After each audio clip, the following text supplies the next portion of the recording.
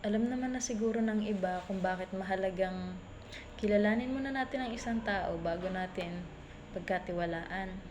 'Di ba? Kasi minsan,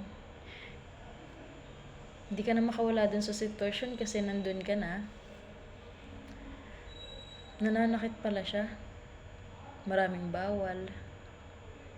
Walang tiwala sa'yo kahit wala ka pang ginagawa. Yung mga ganyan.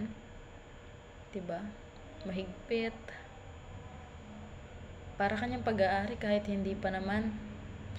Hindi naman kasi minamadali yung mga ganyang bagay eh. Kasi tulad ng palagi natin mga naririnig nga na pag para sa atin yung isang tao or isang bagay, para sa atin talaga yan. Kahit hindi mo ipilit kung para sa'yo talaga yan. 'Di ba? Laging maging wais.